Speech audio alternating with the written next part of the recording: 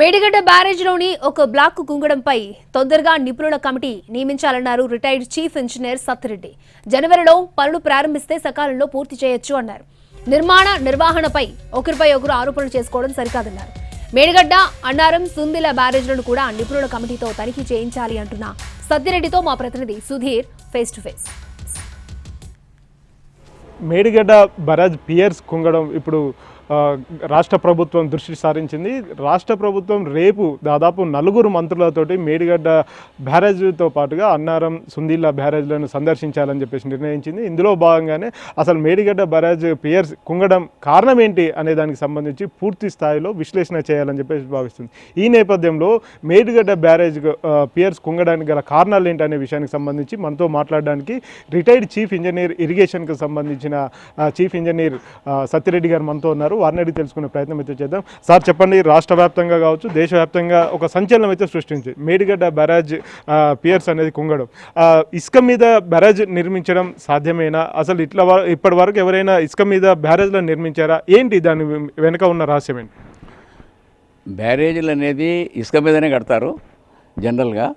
ఇప్పుడు నదుల మీద, చిన్న చిన్న వాగుల మీద కూడా బ్యారేజెస్, చెక్ డ్యామ్స్ అని అంటారు. కానీ ఇప్పుడు నదుల మీద కట్టేది మాత్రం బ్యారేజ్ అంటారు. ఆ బ్యారేజ్ను ఇప్పుడు గతంలో కూడా మన స్టేట్లో కూడా కట్టారు, అదర్ స్టేట్స్లో కూడా కట్టారు.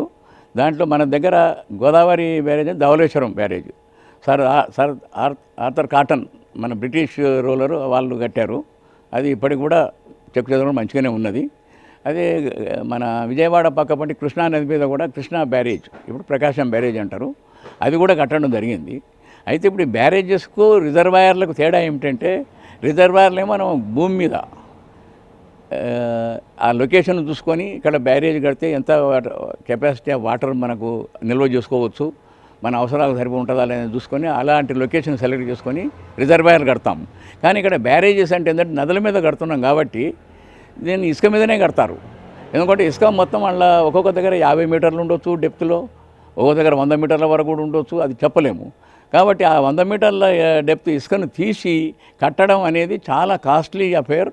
రెండవది డివాటరింగ్ ప్రాబ్లం వస్తుంది.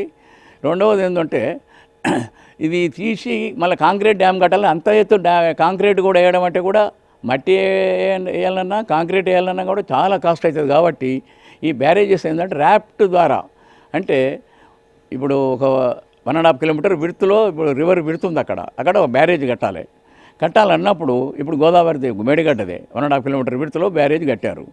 అక్కడ డెప్త్ వచ్చేసి ఒక 60-70 మీటర్లు ఉందో ఎంత ఉందో ఆ డీటెయిల్స్ కోర్ రిజల్ట్స్ కూడా మనకు తెలుస్తుంది. శాండ్ డెప్త్ ఎంత ఉందనేది ఆ రిజల్ట్ చూస్తే తెలుస్తుంది.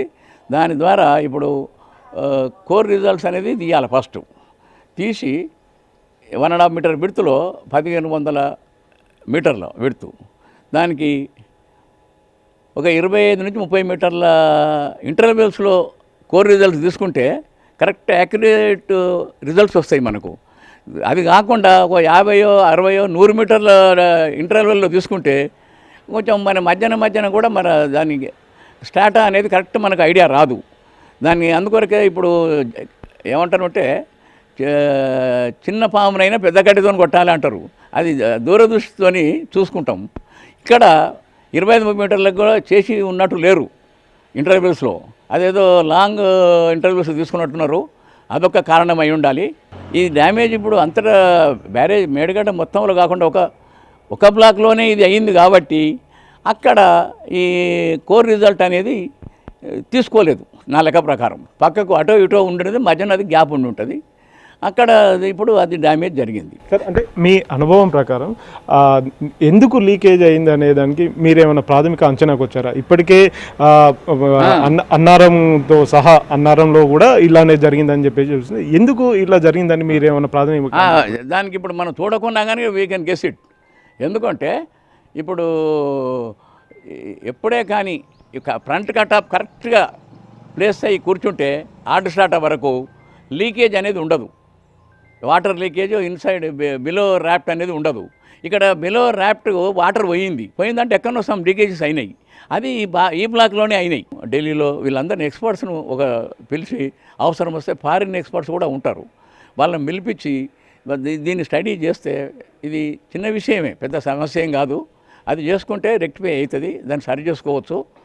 డ్యామేజ్ అయిన బ్లాక్ మాత్రం నా లెక్క ప్రకారం కృంగింది కాబట్టి అది రీప్లేస్మెంటే, కొత్తగా ఊడబీకి మళ్ళీ కట్టుకోవడమే జరుగుతుంది.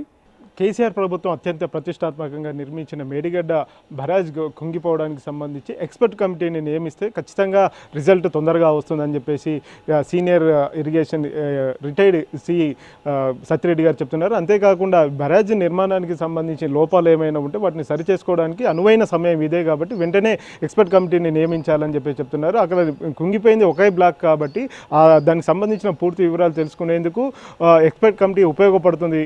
అదే బ్యారేజ్ మొత్తం తొలగించే అవకాశం అయితే ఉండకపోవచ్చు అని చెప్పేసి అయితే తన అభిప్రాయాన్ని వ్యక్తం చేస్తున్నారు. కెమెరామెన్ రాజ్ కుమార్తో సుధీర్, ఎన్టీవీ, హైదరాబాద్.